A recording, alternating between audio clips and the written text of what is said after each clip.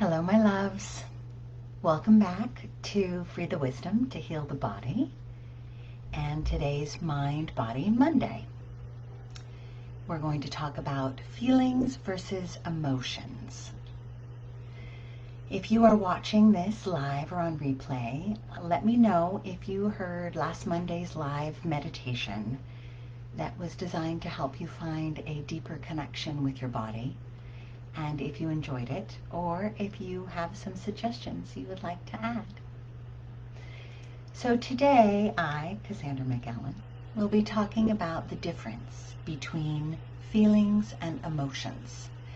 Now, they are two very similar sounding words and concepts.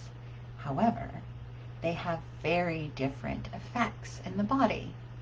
And I will describe how they process, and you'll be able to see how they can affect the body and thus your health and your well-being.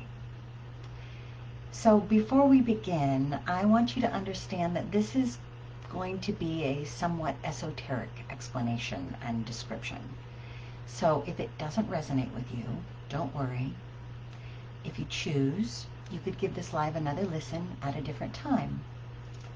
And also, nothing I ever share with you needs to be your truth.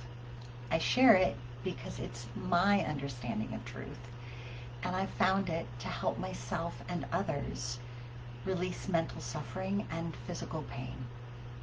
So if you find this difficult to understand, you can always schedule a free session with me if you want some specific to your life examples.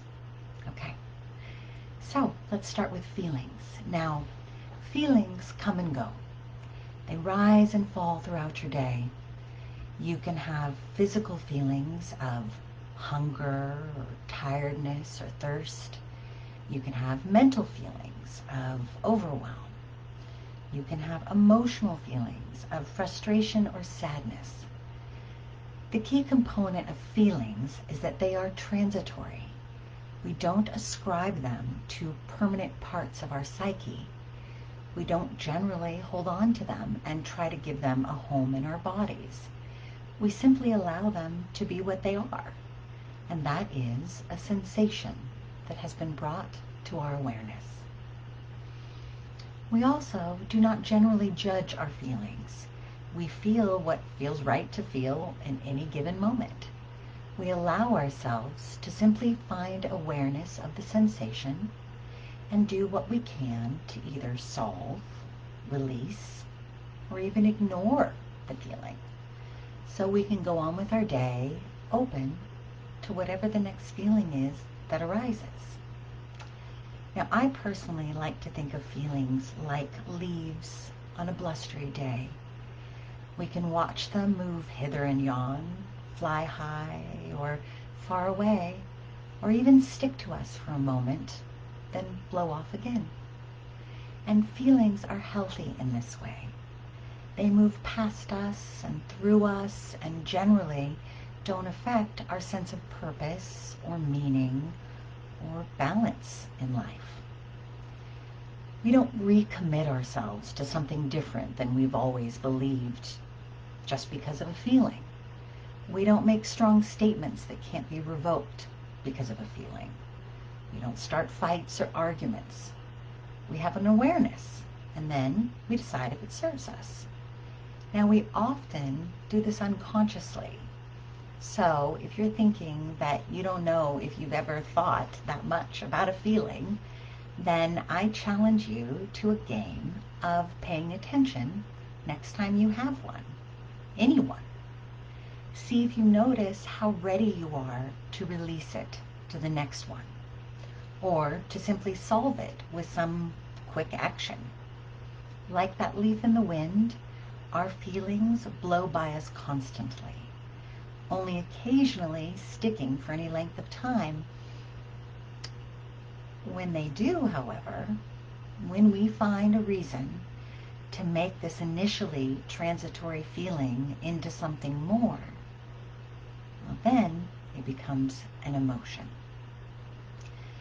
Now, emotions are the opposite of feelings, in the sense that they are that which we store in our bodies rather than just let fly by. We attach emotions to circumstances or individuals, and we give them homes and we move them in. Everyone has constructs in their energetic systems where they store emotions. And for the purposes of this explanation, I want you to imagine them as dwellings. For emotions that are rarely felt or not felt deeply, we could simply have one large home with many rooms, and each time we feel an experience that we decide to make an emotion, rather than just let it be a feeling, we add another room for it. Kind of like the Winchester Mystery House, if any of you have ever seen that or remember that. We move this new experience in with all the other tenants and all the other rooms in our system that we refuse to release. Some emotions are stronger, and they have connected to many different circumstances and people throughout our lives. They reside in larger dwellings. I think of them as an apartment complex or a series of condos. Generally, there's always a sign on the lawn out front that lets our system know who or what lives there. So, some examples of common signs that we all generally have might be betrayal, or loss, or abandonment. Some other signs might be dismissed, unwanted, disrespected, or unworthy. When we have a feeling that connects with something that we've stored in our system based on memories that we refuse to give up or release, we are often unconsciously on the lookout for more examples to prove that we were right to hold on to these feelings and make them into emotions. If, for example, I walk down the hallways of my apartment of feeling unwanted, say, I might remember the time that my father backhanded me when I was a child. Or perhaps I would see the time I begged someone for attention and was dismissed. Or perhaps another room would hold a failed relationship, or a boss that treated me poorly. Each time there was a chance for me to just have a feeling about something and let it go. But instead, I gave the experience the weight and gravitas of an emotion, and I combined it with all the other emotions that felt like it, making it too much to hold on to and survive. So I had to store it somewhere, and I moved it in. This is why you might have said to yourself, I've worked with issues with my father, or brother, or mother, or lover, again and again, and they still keep coming up. Why? I've looked at them over and over. I've cried. I've done workshops. I've released. I've forgiven. Why is it still there? Well, often that can be because you haven't dismantled the house, the memory, and the emotion lived in. So it just keeps popping up with this flashing vacancy sign whenever you have a feeling that reminds you of that emotional state. So, why is this a problem? Well, because while feelings are released, emotions often become belief systems. Belief systems that are too difficult to easily unroot. How can you let go of that initial feeling that you are unworthy if, for instance, you already have so many lodgers in a home of abandonment? Each time you entered a room in your mind to revisit the memory of the loss of something or someone you thought you loved or needed or wanted or deserved, It would reiterate the emotion of abandonment until it validated your self-determination of being unworthy. Storing these emotions and building them structures and rooms to reside in make them harder and harder to release as they become larger and larger. They make us more and more certain that we are deserving of these painful experiences, and thus, unknowingly, we can also look for them and call them to us. We've spoken about the law of attraction before, and based on its precepts, we know that we attract what we most think about and ruminate on. So, with this example I just gave you, you can see that we could continually attract relationships with the same or opposite sex that validate our belief that we are unworthy or unlovable or somehow damaged in some way that makes us unable to be truly happy and free. So, what can we do about this? Well, the first step begins today with awareness. I recommend that after this live is over, you take a private moment to find a space of clarity, of peace, to meditate, if you will, on the structures that you've built inside yourself that are just waiting for more opportunities to find occupants. What do they say? What are they called? What memories live there? Seeking inside yourself for answers is the first step towards healing.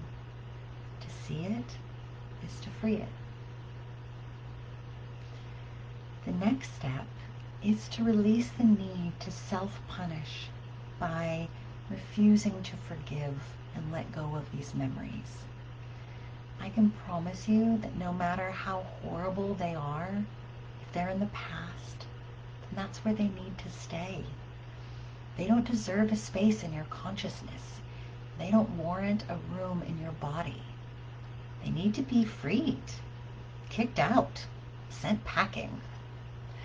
And you need to realize that whatever it wasn't your fault.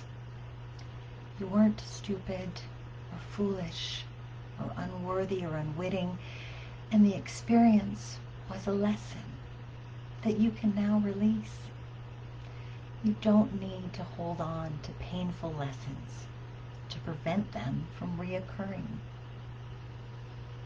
Like I explained, holding on to these memories and storing them just makes them more likely to have them reoccur than it does to protect you from them. When you create a belief system, you're asking the universe to validate you in it. So knowing this, how about taking control of this power of creation and bring yourself what you want instead of more of what you fear? Well, I hope you enjoyed today's live. And again, I remind you that I'm here for you to answer any comments or for a one-on-one conversation to help you become healthier in mind and body. So my loves, let me see if there's any questions for today.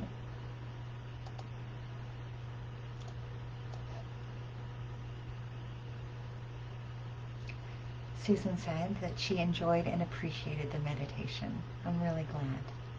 Emily loved the meditation. Randall said good advice. Janice said the meditation helped me to feel more relaxed throughout the week. Loved it. Thank you. You are very, very welcome. And remember that I started you at your feet and worked you all the way up your body until the top of your head. So when you try it for yourself, you might reverse it. Start at the top of your head, relaxing your scalp, then your eyebrows, your eyes, and move down your body. Charity said, this is so helpful. I'm glad. I remember when I first learned this many years ago, and it has made a huge difference in helping me release this unwitting and unknowing attachment I had to self-abusive thoughts by gathering everything together that I felt seemed familiar or connected in some way and making it into this huge ball of just shittiness. And then making a belief system about it that I deserved it because something was wrong with me. Susan said, really enjoyed this live, and this is a lot to think about. It is, it is. Susie said, very insightful. Thank you. You're welcome. And I hope you had a chance to listen to the meditation because it was with you in mind. Laura said, appreciate you and your words of truth. Love you. Oh, I love you too. And going to go back to do that meditation. Yes, it will always be there. And I know it's weird because you can't see my face, but I wanted to make sure that nobody was distracted by looking at me, because I've been told my face is kind of distracting. Susan said, like the additional thoughts of meditation. Good. I'm so glad. I love you all. And again, I know this is a new concept for a lot of you. And it can sound kind of confusing. This is why I recommend that you play the games I've mentioned. 1, pay attention to your feelings and notice how quickly they come and they go. Even if they're frustration. Oh, somebody cuts you off. Oh, darn it. And then you move on. Versus the feelings, the emotions. Like someone cuts you off and everyone's always cutting you off because no one even ever notices you. Boom. Now I bet you there's a house in there somewhere where you would want to put that. So play the game of when this ends, go within and see if you can tell what houses are biggest in your system. And I bet you might find some memories, some situations, or some individuals that you had thought you'd released long ago. And if you do, kick them out. It's time for them to go. Susie said she did watch the meditation. Yay. And I hope that you enjoyed it. Well, my loves, thank you for coming today. And until next week, please take care of yourself for me. And if you have any suggestions about what you would like me to do a live on, anything that's bothering you specifically, or anything that someone you love is being challenged by, it always helps to get your thoughts and advice, and it gives me a direction to go in. So I always look forward to reading your comments, live or on replay. Okay. I love you all.